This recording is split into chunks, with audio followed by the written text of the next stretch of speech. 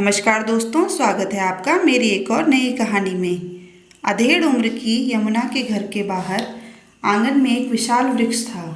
उस वृक्ष पर कई पक्षी अपना घोंसला बनाकर रहते थे। यमुना हर सुबह पक्षियों को दाना डालती और पक्षी भी रोज दाना चुगने नीचे आते थे। आज यमुना के छोटे बेटे राघव का विवाह था। यमुना बहुत खुश थी, लेकिन राघव का चेहरा उदास था। उसे अपने बड़े भाई की कमी बहुत खल रही थी। रिश्तेदारों ने यह पूछ कर कि बड़ा बेटा और बहू विवाह में क्यों नहीं आए, यमुना की नाक में दम कर दिया था। सच्चा कारण तो यमुना किसी को बता नहीं सकती थी। उसने बात को टालते हुए कहा, बच्चे की परीक्षा का समय है, इसीलिए वे लोग नहीं आ पाए।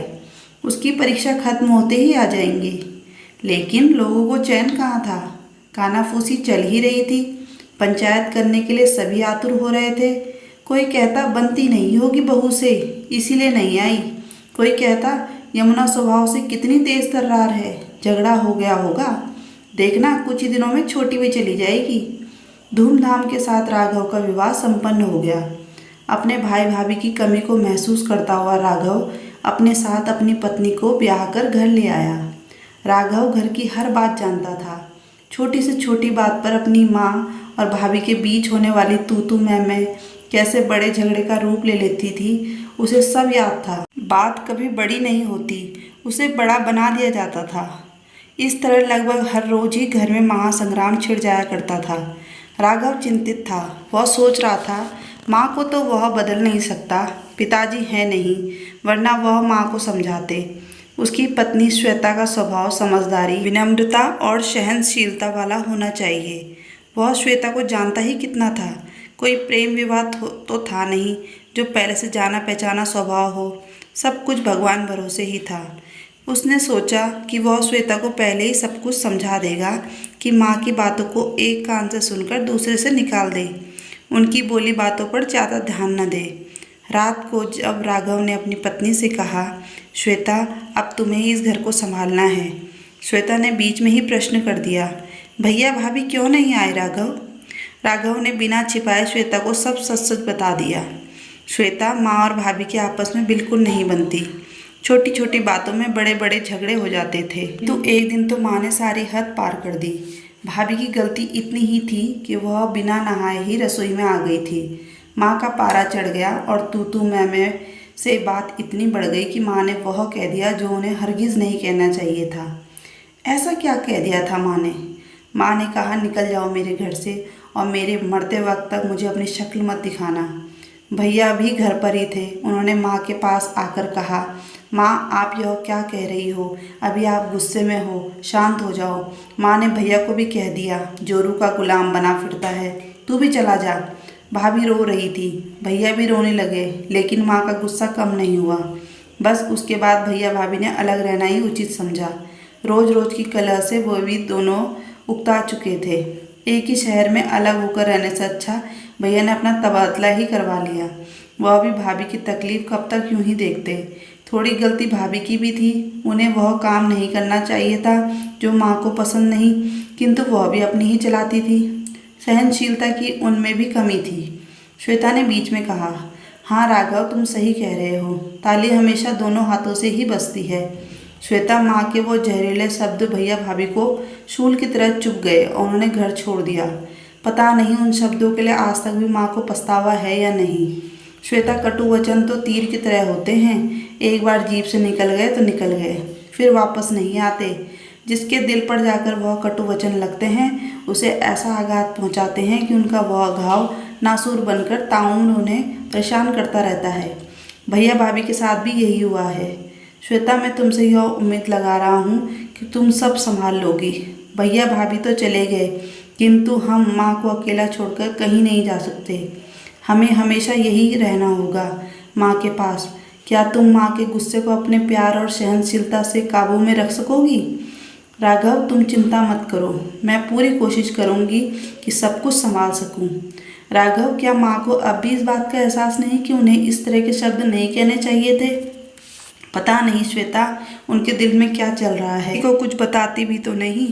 मैंने कितनी बार उन्हें समझाया कि भैया भाभी को फ़ोन करके बुला लो, लेकिन वह अपनी जिद पर ही अड़ी हुई है। रात शुरुआत इन्हीं बातों से हुई। इसके बाद सब कुछ भूलकर वह दोनों एक दूसरे की बातों में खो गए। दूसरे दिन सुबह उठकर श्वेता ने कहा, राघव, अच्छा हुआ तुमने मुझे सब कुछ सच सच बता दिया। अब मुझे माँ के साथ सामंजस्य बिठाना शायद थोड़ा आसान हो जाएगा। मैं वैसा ही सब करूँगी जैसा वह चाहती हैं। Thank you Shweta, I love you.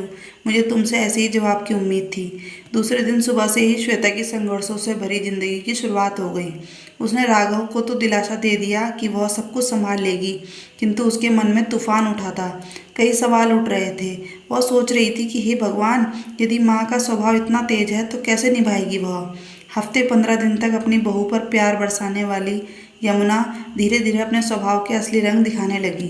बात बात पर टोकना, श्वेता के हर काम में कमी निकालना, उसके हाथों से बने भोजन का अपमान करना, सब शुरू हो गया। राघव की बात को ध्यान में रखते हुए श्वेता ने इस तरह की बातों पर बिल्कुल ध्यान नहीं दिया। इसी तरह चलता रहा। यमुना की हर तीखी बात को हंसकर सुन लेने वाली श्वेता अकेले में आंसू बहा लेती थी। सबके सामने फिर वही हंसता चेहरा लेकर आ जाती थी। धीरे धीरे समय बीतता गया। इतने अच्छे स्वभाव वाली बहू पाकर भी यमुना का स्वभाव नहीं बदला। उसमें एक बेटे बहू को खो देने के उपरांत भी कोई परिवर्तन नहीं आया। यमुना का व्यवहार दिन प्रतिदिन बिगड़ता ही जा रहा था, जिसके कारण श्वेता के धैर्य का बांध अब टूट रहा था। राघव पहले की तरह अब भी सब कुछ जानता था, जबकि श्वेता कभी भी उससे किसी तरह की कोई शिकायत नहीं करती। श्वेता के चेहरे की झूठी मुस्कुराहट ही राघव के समक्ष सारे राज खोल देती थी। कभी कभी श्वेता की आंखों में डबडबाए आंसू चोरी छिपे राघव को दिख जाते थे। तब राघव का मन बैठ जाता, क्या करूं, कैसे परिस्थिति को सुधारूं। बेचारा समझ नहीं पाता। यमुना हर रोज की तरह आज भी पक्षियों को दाना डालने आंगन में गई। पतझड़ का मौसम कुछ दिन पूर्व ही दस्तक दे चुका था। रात को काफी तेज हवा के साथ आंधी ने अपना रौद्र रूप दिखाया था। यमुना के बाहर आने से पहले शांताबाई आंगन की सफाई कर पत्ते बाहर फेंक चुकी थी। यमुना ने दाने डाले, लेकिन वृक्ष से कोई भी पक्षी नीचे दाना चुगने नहीं आया। तब यमुना ने अपने वृक्ष की तरफ नजर उठाकर ऊपर देखा तो आज उसका हरा भरा लहलहाता वृक्ष सूना दिखाई दे रहा था।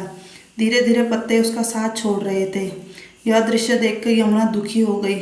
उस पर घोंसला बनाकर रहने वाले पक्षी आंधी का रौद्र रूप देखकर अपना घोंसला छोड़कर कहीं दूर जा चुके थे। यमुना सोच रही थी कि उसका हरा भरा वृक्ष कैसे सूखी टहनी की तरह हो गया, बिल्कुल खाली, बिल्कुल सूना। पक्षियों को आराम नहीं, पत्तों का साथ नहीं, इसलिए वहाँ भी यहाँ से चले गए किसी और घने वृक्ष पर अपना नया घोंसला बनाने, जहाँ उन्हें सुकून मिलेगा, उनका मन आनंदित होगा, उनकी सुबह रंगीन होगी, शाम आराम से शांति प्रिय वातावरण में उन्हें सोने देगी। यही सब तो चाहिए होता है। इतना सोचते हुए उसने अपने आंगन के साथ ही साथ अपने घर के अंदर भी नजर डाली, जो उसे आज इस सूने खाली वृक्ष की तरह ही नजर आ रहा था, जिस पर से कुछ पंछी सुख शांति की तलाश में कहीं दूर जा चुके थे।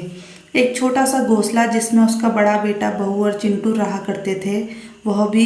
इतना सोचते सोचते वह उठकर खड़ी हो गई। उसने फिर सोचा, यदि उसका छोटा बेटा और बहू भी नहीं, उसे अपने घर को हरा भरा रखना है, इस वृक्ष की तरह सूना नहीं करना है। आज पहली बार उसे अपने बड़े बेटे और बहू की कमी खल रही थी। उनकी याद सता रही थी। वह बेचैन हो रही थी। अपनी गलतियों का एहसास होते ही उसके बोझ तले यमुना का दम घुट रहा था। किस तरह अपनी बड़ी बहू को वह ताना मारा करती थी, बात बात पर अपमान करती थी, उसके हर काम में कमी निकालती थी, कभी उसे चैन से जीने ही नहीं दिया। आज वह यही सब अपनी छोटी बहू के साथ भी कर रही है। वह सोच रही थी, आखिर क्यों उसने ऐसा व्यवहार किया, क्यों बहुओं को बेटी जैसा प्यार न दे पाई। पश्चाताप के आंसू उसकी आंखों से नीचे टपक रहे थे। उन्हें पहुंचने के लिए आज तो उसके पास एक बेटा बहू हैं, लेकिन ये यदि वे भी उसके गुस्से की आंधी के रौद्र रूप से घबराकर अपना घोंसला कहीं और बना लेंगे तो वह क्या करेगी। इस पतझड़ के मौसम में अपने पत्तों से बिछड़े सूने वृक्ष ने यमुना को उनकी गलतियों का एहसास करा दिया। आज दोपहर को जब वे सब खाना खाने बैठे तो आज पहली बार खाने का पहला कौर खाते ही यमुना ने कहा, वाह बेटा, कितनी स्वादिष्ट सब्जी बनी है, बहुत ही अच्छा खाना है। राघव और श्वेता एक दूसरे की तरफ अचरज भरी नजरों से देखने लगे। यमुना के मुंह से ऐसे बेशकीमती शब्द सुनकर श्वेता फूली नहीं समा रही थी। उसे अपने कानों पर मानो विश्वास ही नहीं हो रहा था। यमुना के मुंह से यह सुनकर उसे ऐसा लग रहा था, शायद आज सब्जी बहुत ही ज़्यादा अच्छी बनी है, माँ कोई कमी निकाल ही नहीं रही है। बहू बहू कहकर श्वेता को आवाज़ लगाने वाली यमुना आज दोपहर से उसे बेटा कहकर पुकार रही थी। अपनी माँ के अंदर आया यह परिवर्तन देखकर श्वेता बहुत खुश थी। आज दिन भर घर में किसी तरह की टोका टाकी नहीं हुई। घर का माहौल एकदम खुशनुमा था, सुकून था, शांति थी, आनंद था। ऐसा माहौल देखकर यमुना भी बेहद खुश थी। उसके मन में भी आज कोई तनाव नहीं था, क्योंकि वह आज अपनी श्वेता के काम में कमियां ढूंढने के बदले उसकी काम की अच्छाइयां देख रही थी, और ऐसा करके उसे भी बहुत खुशी हो रही थी। श्वेता के हर काम में यमुना मदद भी करने लगी, उससे अच्छी अच्छी बातें करने लगी। राघव अब हर रोज़ श्वेता को खुश देखता और खुद भी खुश होता। यह खबर बड़े बेटे और बहू तक भी पहुंच गई। राघव ने यमुना से कहा, माँ भैया का फ़ोन आया था, मिलने बुलाया है, सोच रहा हूँ 3-4 दिनों के लिए जाकर मिल आते हैं। यमुना ने कहा, रुक जाओ, और जाकर सीधे फ़ोन उठाया। आज अपना अहम छोड़कर, अपना स्वाभिमान छोड़कर उन्होंने अपनी बड़ी बहू को फ़ोन लगा दिया और कहा, हेलो। उधर से अंजलि ने फ़ोन उठाकर कहा, हेलो। कुछ पलों के लिए फिर सन्नाटा सा छा गया। यमुना कुछ कहकर नहीं पा रही थी, लेकिन हेलो शब्द सुनकर अंजलि माँ की आवाज़ पहचान गई थी। उसी ने पहल करते हुए कहा, माँ। यमुना फूट फूट कर रोने लगी। उससे कुछ कहा नहीं जा रहा था। तब तक श्वेता भी वहाँ आ गई। अपने आप को संभालते हुए यमुना ने कहा, अंजलि बेटा मुझे माफ़ कर दो। फ़ोन स्पीकर पर था। यमुना का बड़ा बेटा माधव भी वहीं पर था, वह भी सुनने लगा। अंजलि ने कहा, माँ आप ऐसा क्यों कह रही हो? नहीं बेटा, इस शादी में तुम्हारी तीनों की बहुत कमी लगी है। मैं अपने गुस्से में बोले हुए शब्द वापस लेती हूँ। मैं तुम्हारा इंतज़ार करूँगी, यदि तुम मुझे माफ़ कर सको तो। पता नहीं मैंने ऐसा क्यों किया। मैं जानती हूँ ज़्यादातर गलती मेरी ही थी। तुम्हारे जाने के बाद भी मुझे यह एहसास नहीं हुआ, लेकिन अब मुझे अपनी गलतियों का पश्चाताप करने का एक मौका दे दो। नहीं माँ, आप ऐसा मत कहो, और प्लीज़ माँ आप रोना बंद कर दो। गलती तो हमारी भी है। हमें भी आपके गुस्से में बोली बात के कारण घर नहीं छोड़ना चाहिए था, पर जो हो गया सो हो गया। अब आगे हम सब जितना भी अच्छा कर सकते हैं ज़रूर करेंगे। हम आ रहे हैं माँ, आप सबसे मिलने। अंजलि के फ़ोन रखने के बाद उसने जैसे ही माधव की तरफ देखा, उसकी आंखों में आंसू छलक रहे थे। अंजलि ने कहा, प्लीज़ माधव रो मत। एक माधव ने उसे गले लगाते हुए कहा, अंजलि इतने दिनों से मुझे इन्हीं लम्हों का इंतज़ार था। कुछ दिनों पूर्व श्वेता के चेहरे पर छाई उदासी देखकर राघव के मन में भी कभी कभी दूर चले जाने का ख्याल आ जाता था, लेकिन अब वह ख्याल उसके दिमाग से गायब हो चुका था। अब तो हर रात श्वेता के चेहरे की खुशी देखकर ही वह सोता था, चैन से, सुकून से, बेफिक्र होकर। राघव सोच रहा था कि माँ के स्वभाव में यदि बदलाव ना आता तो इस अच्छे बदलाव के कारण ही उसका घर सूना आंगन बनने से बच गया। इस बीच श्वेता प्रेग्नेंट हो गई। खुशियाँ कई गुना बढ़ गई। बड़े बेटे बहू का आना जाना भी चालू हो गया। वह तो पास के ही शहर में थे, तो हर रविवार घर चले आते थे। सब साथ में सुख और शांति से समय व्यतीत करते। इस तरह एक घर बिखरते बिखरते संभल गया। यमुना सोच रही थी, पतझड़ के बाद नई कोपलें फूट जाती हैं, वृक्ष तो फिर से हरा भरा हो जाता है, घोंसले भी बन जाते हैं, पक्षी भी चहचहाते हैं। लेकिन घर से यदि कोई जोड़ा अलग चला जाए, तब तो उसका वापस आना लगभग असंभव ही होता है। वह आंगन फिर से वैसा ही हरा भरा कभी नहीं हो पाता। वक्त रहते वह संभल गई, इसलिए छोटा बेटा बहू उसके साथ हैं, वरना उसके घर पर ऐसा पतझड़ आता कि वह फिर जीवन भर हरा भरा नहीं हो पाता। आंगन में बैठी यमुना आज अपने वृक्ष को निहार रही थी, जो फिर से हरा भरा हो गया था। नई कोपलें फूट चुकी थी, पत्तियां बड़ी होकर शोर मचाना शुरू कर चुकी थी, पक्षी घोंसला बना रहे थे। श्वेता ने भी एक बिटिया को जन्म दिया। घर में भी किलकियारियां गूंजने लगी। यमुना चिड़िया को चोंच में दाना देकर जाती देख रही थी कि वह कैसे अपने बच्चों को खिलाती है।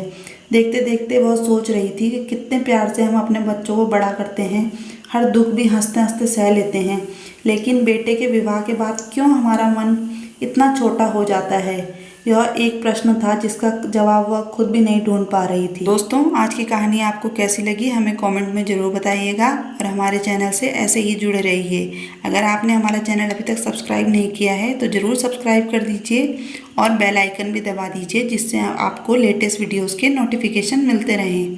कहानी पूरी सुनने के लिए धन्यवाद।